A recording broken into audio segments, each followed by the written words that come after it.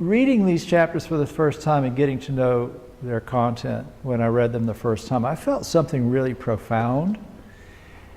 And I've been trying to figure out what I could say that will share with you kind of what I felt when I was introduced to these particular chapters.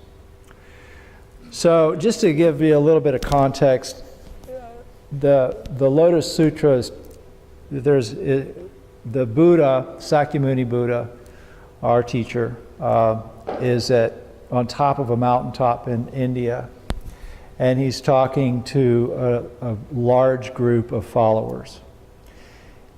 And it's not a history lesson. It's not true in the historical sense. This is really kind of a poetic document that teaches truths that are kind of straight to the heart and not so much to the head. So that's one thing that you should know if you decide you want to go back and study this, is that history books have history lessons, science books have science lessons, sacred books have spiritual truths, and those are sometimes very different. So the purpose of these really is to kind of reveal to you some things that go beyond kind of our conventional understanding. So the Buddha is talking to a bodhisattva called Medicine King. And he tells them that the people who are hearing him talk, listening to this talk that he's given, if they think of it with joy, they will attain enlightenment. They will become Buddhas themselves.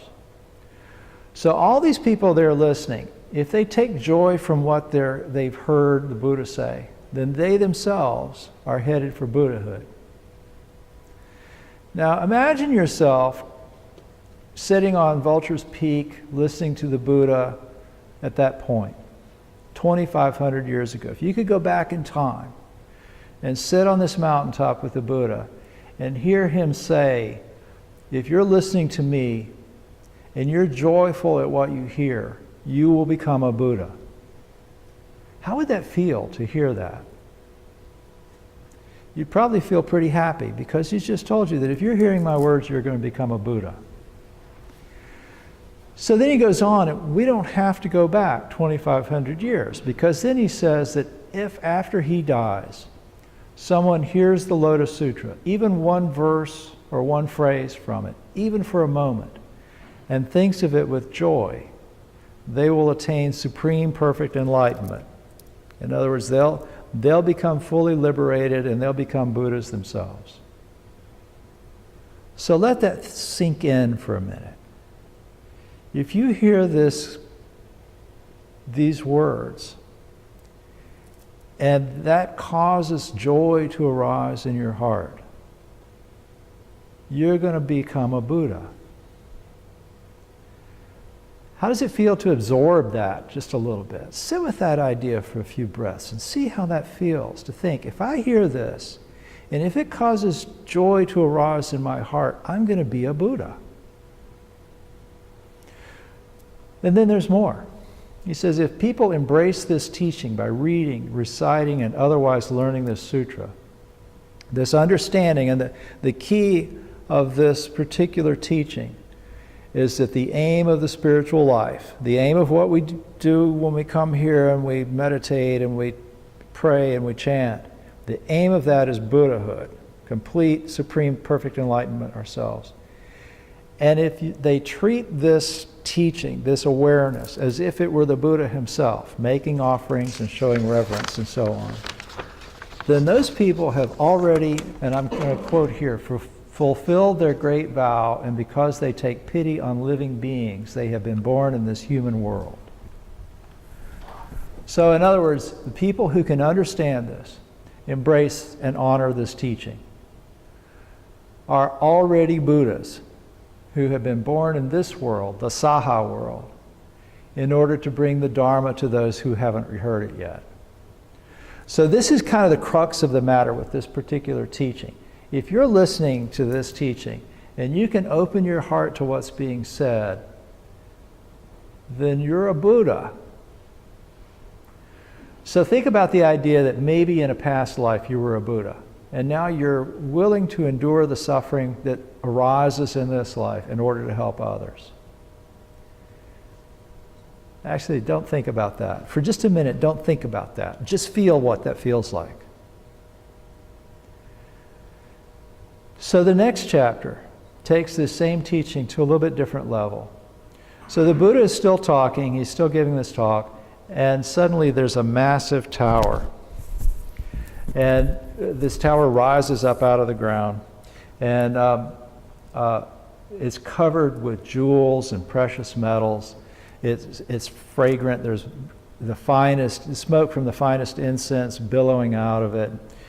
And it's surrounded by heavenly beings that are all coming and making offerings at this tower. And from inside this tower comes this beautiful voice praising Sakyamuni Buddha for what he just said.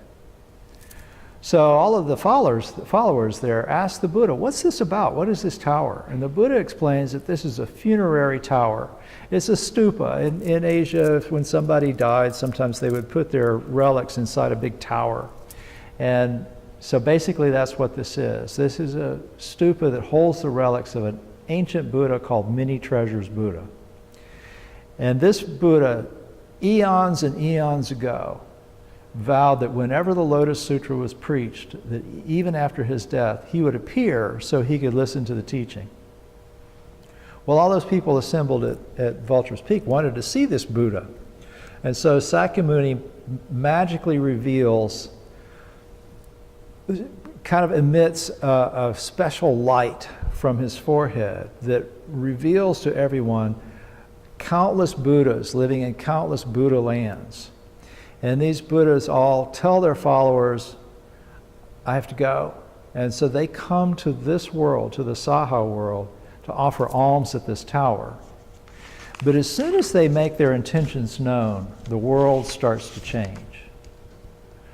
So if you read the translation that I'm working from, the one that's online that we posted the link to in the Nichiren library, you see that the reference to the Saha world, S-A-H-A, Saha. And I mentioned that a few minutes ago too. So the Saha world is the world that we inhabit. And this world, Saha, is a Sanskrit word that refers to suffering, but it's often translated as endurance. So this is the world of endurance. In other words, this is the world where you kind of have to endure your life here. You have to endure certain things, suffering and stresses. And so when we're born here, we have to endure the stress that arises due to inconstancy, due to nothing being really ours. So this world is the one that these Buddhas are going to have to visit in order to pay homage to this Buddha inside this giant tower. But as soon as they begin, the world transforms into a pure land. And the Lotus Sutra says that it becomes a place of cleanness and purity, that the ground is made of lapis lazuli, adorned with jeweled trees and ropes of gold, and the fragrance of exquisite incense everywhere, and the skies are strung with jewels. And so when these Buddhas appear, Sakyamuni opens the tower and reveals this ultimate Buddha sitting high up in the air on a lion throne.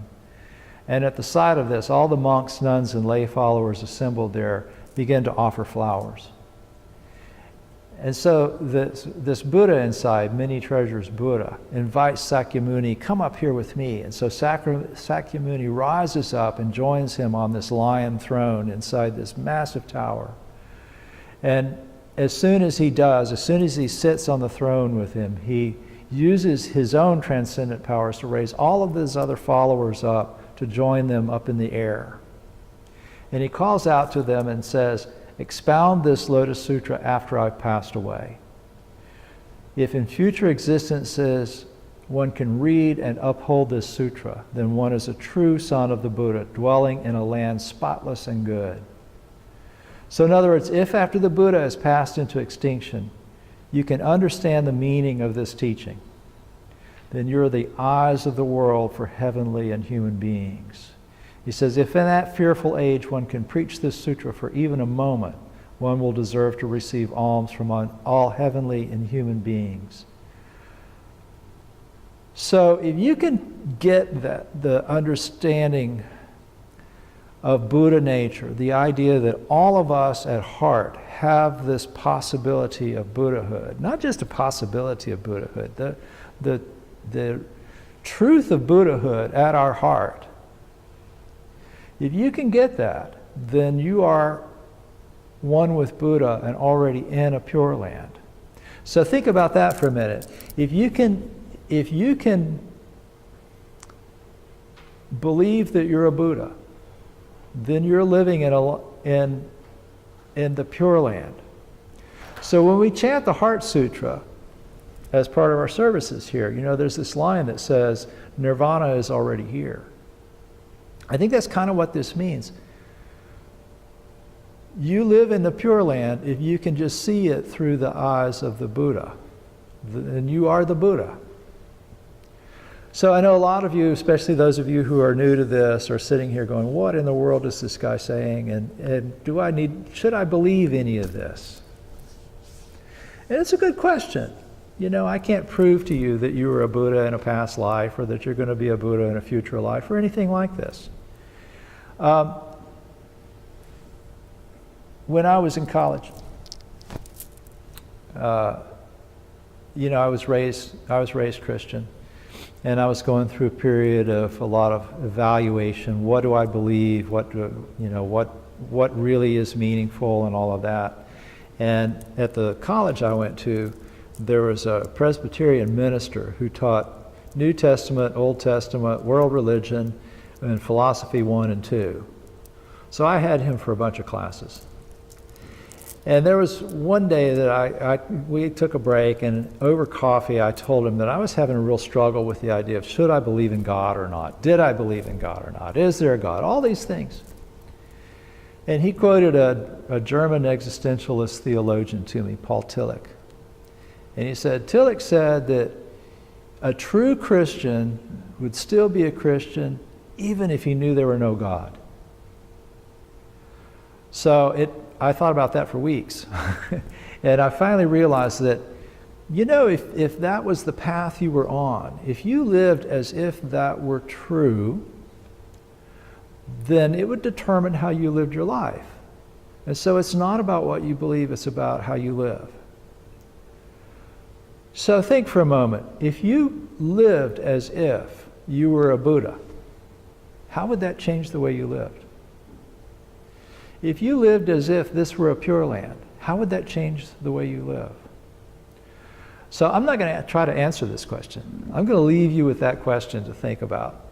And I hope that you'll read these chapters for yourself, and I hope that you'll give that some thought. You know, what if I am a Buddha and I just don't know it yet? Right? And how does that change the way you live your life? So thank you very much for your attention.